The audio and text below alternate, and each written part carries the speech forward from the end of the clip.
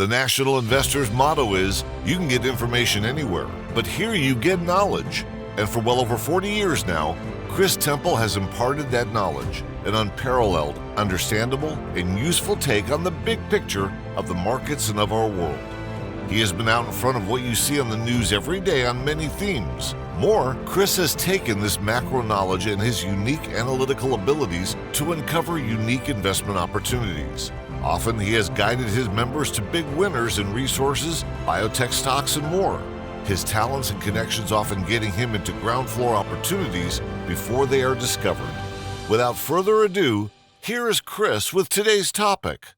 Welcome back, folks. Today, update is an order from Prairie Operating Company. As you see here, their symbol on a NASDAQ is PROP, one of my favorite holdings, frankly, in the energy space. And there's no sugarcoating, at least on the surface. It's not been a good behavior in the marketplace, as you see with this chart here in the recent past that carries us through this last week. We got a little bit of a bump here on Friday the 22nd as I've recorded this discussion. But really, it's like Dickens' book, A Tale of Two Cities. We have a tale of a company and a stock price. And as I've said many a time, I'll probably repeat it. I've tried to encourage people over the years, if you've got a good company and a good story, you stick with it. Even if you have from time to time a broken stock price where for whatever reasons the market just does not see what's there, and where you have still some legitimate expectation that that is going to change.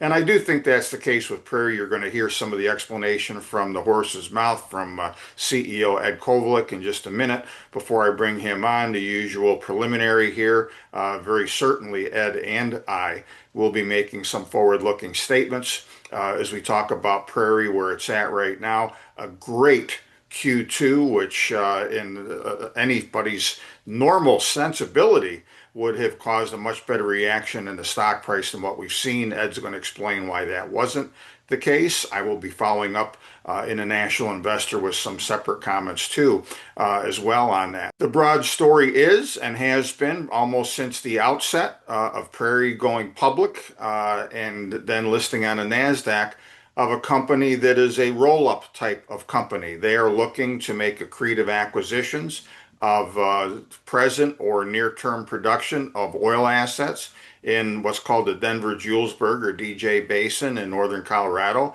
I've been there. I've seen the operation back in the spring as they were ramping things up. This is a first-class operation, folks.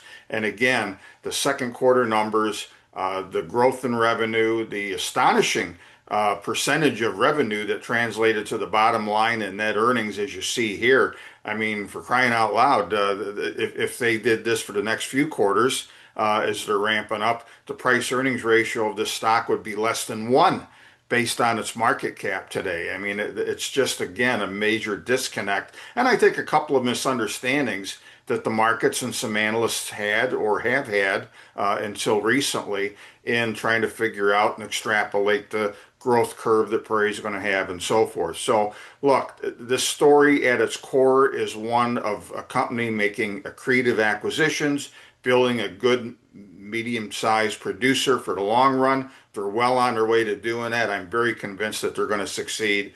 And I think that those who have sold off the stock in the recent past have been very short-sighted about it and don't realize that they're dealing here with the real gem, with the real diamond in the rough, and frankly, one that put in a phenomenal operating performance in the second quarter, even though the story has been from a higher level of the weakness, especially in the oil price because of tariff worries, economic worries, trade, geopolitics, and all of this kind of stuff. And if Prairie can do this well in growing their company and hitting their goals in coming quarters in the price environment that we've had in the recent past, I think that they can only do better down the road. And I'm very confident in Ed and his crew.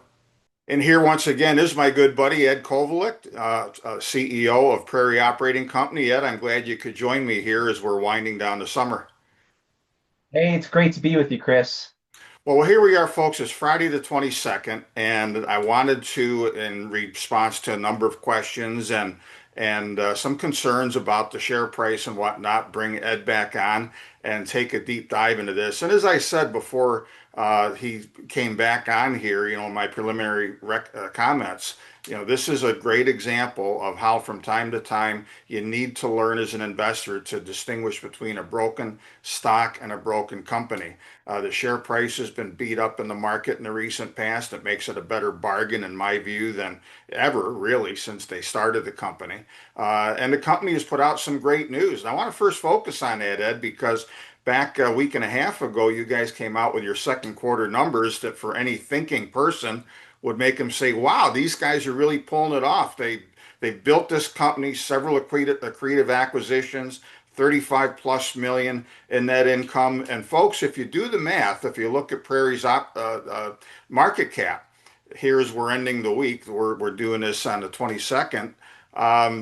If you extrapolated this and say they do no better, no worse in the next few quarters, your PE ratio at the current share price is less than one.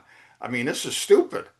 Yeah, no, look, sometimes it's no fun being a public company, but I still wouldn't trade it for anything in the world. Um, and it's difficult sometimes to model a company like ours that is really doing transactions that are transformative in scale relative to our company.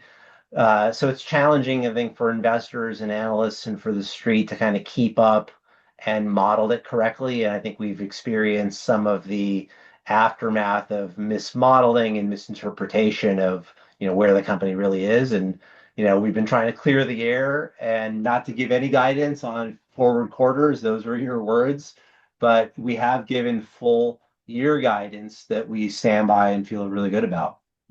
Well, and as you mentioned to me off mic, Ed, this is really a case of a lot of people just frankly made a mistake or read a supposition into something they shouldn't have. You've never changed your tune as far as what you see your annual run rate of production being by the end of the year after the different acquisitions that you've made in the recent past. But it was just that people took the second quarter improperly and thought that that reflected badly on the overall guidance, and you haven't changed that. No, we haven't. And there was a reason why we put out annual guidance rather than quarterly guidance, which now we can say is because, after you do a major acquisition, it takes some time to really ramp up your development program. So, we've always said that we're focused on executing a one rig development program in the DJ, and being really efficient in the DJ. That kind of amounts to 60 gross wells per year, which we're on trend doing. But at the time we closed the acquisition, as I shared with you and I share with everybody, we were a much smaller company. We were producing a couple thousand barrels a day. We were about 14 people. In the last 90 days, we've gone from that to a 62-person company. We've 10x the size of our production. We've put in place all of our own systems for land management, lease, accounting, and cut our reliance on consultants for all of those things. So that's a major transition for any company. It took time, it took money, but what we're really doing here is creating a platform for continued growth to our target of being a 100,000 barrel a day company from, where we're guiding this year to be about 24 to 26,000 barrels a day. So I think that's hard to get right in modeling. We've clarified exactly what our ramp looks like, which is to say that we are bringing online 35 new wells this year. We had only 8 of those wells come online in the first half of the year, so that was sort of Q1 before we did the acquisition. We did the acquisition with only, I think 3 days left in Q1. So in Q2 we got going with everything that I just described. And so the balance of those 35 wells, less the 8 that we brought on in Q1, are all coming online in Q3 and Q4. So we're really back end loaded in the year in terms of production coming up and EBITDA to follow that. Well, and I saw that firsthand. I was pleased to be with you and some other analysts out there back in the spring, and you were hitting two properties really hard as far as drilling. You were getting ready to frack as well. And I saw that you were going to be bringing on a lot more just in the weeks and months ahead. So, Ed, beyond that, something else that really struck me that I didn't see any positive comments on, though you deserve them, is the level of net income that you had, which was almost half of your reported revenue, or about half of your reported revenue. Oil price lately that has not been overly friendly. And I think a lot of people too have lost sight of the fact that you're a fairly low cost producer and those costs will keep coming down per barrel as you add barrels and you've got greater economies of scale. I mean, that's not a bad job when everybody else is bemoaning the fact that oil has been down in the low and mid 60s for a while. No, that's right. Being a low cost producer is really core to our entire thesis. It starts with really good rock in the DJ. But what we've done is really uh, religiously driven down the cost of drilling and completing wells. When we started the business a couple years ago, our peers in the DJ were drilling the very same design wells as us, 2 mile laterals with big fracks for anywhere from 6.5 to $7.2 million. That's where we started as well, but we've now driven that cost down materially. The last sort of several pads we've drilled and completed, we've done for between 5.2 and 5.6 million per well. We're diligently trying to see if we can get that down below 5 million. We got a lot of work left to do that. But it's all about your cost structure. People look at the Permian and break-even prices for a lot of the inventory left in the Permian is, 50 to kind of $60. Yeah. Our break-evens are a little better than that because our development costs are so much lower proportionate to the barrel we're bringing up, and our lease operating expenses are low.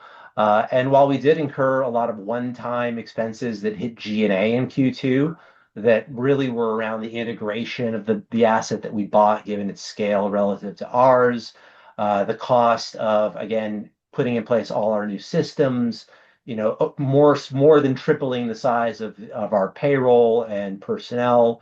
Absent those costs, our G&A per barrel is also really sort of a peer leading low, which I think will start to emerge as a story in future quarters. So, it's all about costs, and Yeah. we're doing a really good job managing that. Well, I think you are, and people that follow me and other companies that I recommend, such as Prairie, I can't help but think of a company called Seabridge Gold, which has got development stage project up in British Columbia, the KSM project, some of the biggest gold and copper reserves in the world. And one of the things that they've proudly worn on their sleeve for years is, yeah, they've raised money from time to time, and a lot of it to develop their resources, grow resources and reserves in the ground. And you can go back for years and see that they've got more gold and copper per share for all of that trouble, even with a higher share count than when they started every time. So these have all been accretive, and I know that that's where you guys are heading. People need to be a little bit more patient and realize that this is where you're going, notwithstanding the misunderstanding of Q2. One other thing, too, quick, Ed, before I let you go. I know that there's been some questions about an overhang of warrants and perhaps the preferred stock conversion out there. And here again, people need to realize that when you raised a couple of big whacks of money in the recent past to build a company that you've built, yeah, you do sell preferred stock. Yes, you do take on some debt. It's going to be accretive. It already is on the bottom line. And I think, as you alluded to, we'll see even more of that in the few quarters ahead of us. But how do you answer the critics that say, oh, well, you're going to dilute this thing so much, who cares? Sure. Well, they're always critics. Yeah. And so I'm happy to address that. Again, I think very few companies have been able to pull off what we have, which is doing transformative acquisitions of assets that are 10x the size of the company. And that kind of speaks to our ambition. I do appreciate that a lot of people buy stocks simply as a trade. We buy this stock as an investment because we know where we're going with it. It's a multi-year investment for us building a high growth oil and gas company of scale. And so in the process of doing that, to your point, you have to finance your way there. Most of the cost of the last acquisition was done completely non-dilutively. We put together really a world-class group of banks led by Citibank to do a credit facility that is the lowest cost of capital a company our size could ever tap. That was done, at SOFR plus 275 to 325, depending on how much we have drawn. We're also under-levered, close to 1x leverage compared to our entire peer group, which has significantly more leverage than us. And we got a great group of banks supporting the company, including Citibank and Bank of America, Truist, KeyBank, MUFG, Macquarie, West Texas National, and so forth. So, we're not going anywhere. Now, the other piece of the financing that we did to fund the last acquisition was a $150 million preferred stock offering. And, we owe a lot of credit to investors that came into that offering because they took a bet on the company, again, in such a transformative type of a deal. And at the time we did that deal, that transaction structure and cost of capital was appropriate given what it funded. Today, however, we find ourselves a significantly larger company than we were at the time we did that deal, both as a result of having done that transaction, but also as a result of our aggressive development program, which is significantly growing our cash flows and reserves. And so where we sit today, we have access to a far greater number of alternatives in the capital markets that are lower cost of capital than what we did in the past. We also have the ability to refinance that preferred stock, which we fully intend to go do. And so that's really our go-forward plan. I'll also note that while there's a lot of fear of dilution because of that deal, and on a spreadsheet, it looks like there may be a lot of dilution in the future. In reality, I assure everyone there's actually been very little dilution to date from that transaction. The investors in that transaction are very patient, long-term oriented investors. They believe in our plan, or they wouldn't have invested such a significant amount of capital at the time they did it with the risks at the time that they made that investment. So they're patient. There's been very little conversion. We think there will be very little conversion on a go-forward basis because we simply have the ability to redeem it in the not too distant future, which we're working to do. Yeah. Well, Ed, yours is a great story. I believe that when I first heard it. I believe it even more now. And all I can do is encourage folks to answer the question that I always put in front of people at times that you have a stock, maybe it went way up, maybe it went way down, maybe it's done nothing, who knows. But every time you reassess it, look at it, forget what it was 6 months ago, a year ago, whatever. Ask yourself with the story as it is, with the assets and management and everything, would I buy that stock today? And if the answer is yes, and I insist that it is personally with Prairie, then you add to your position. Because this thing I think is a long-term winner, and you're a long-term winner. You've got a good track record in this industry, Well, and I've seen I just bought firsthand. some stock today, so Yeah, I heeded the call. yep, I'm sure you did. So, and anybody else with any sense is doing it too. And folks, again, here on the screen is the contact information for Prairie. Make sure you kick the tires. I mentioned earlier, and I'll mention again, among the links that I have with this video update with Ed is our deeper dive into all of the assets. We've only given you a little bit operational market update today, but a couple months ago, he and I sat down for a lot longer than this and took a deep dive into all the assets and the whys and wherefores. If you haven't watched it, make sure you do. And then just this last week, I think it was Tuesday, Ed, you did a webinar or something with Entercom, was it, in Denver? Yes, we did. We presented at EnterCom. It was our first Right. time presenting there. Great conference. Intend to do it every year. Great. I have, unfortunately, because I've just been traveling out your direction and back this week, so I didn't get to watch the whole thing yet, but I'm going to have that link up there too, so people can have another fresh update. So, Ed, keep up the good work, keep your chin up, and I'm looking forward very faithfully to good times ahead. Yeah, same here. Thanks a lot, Chris. Great to Take be with care. you. For much more of the National Investor's cutting-edge content and actionable investment opportunities, make sure to subscribe to Chris's free content at nationalinvestor.com. And don't forget to like this video and subscribe to this channel too. Thanks for tuning in, and we'll see you next time.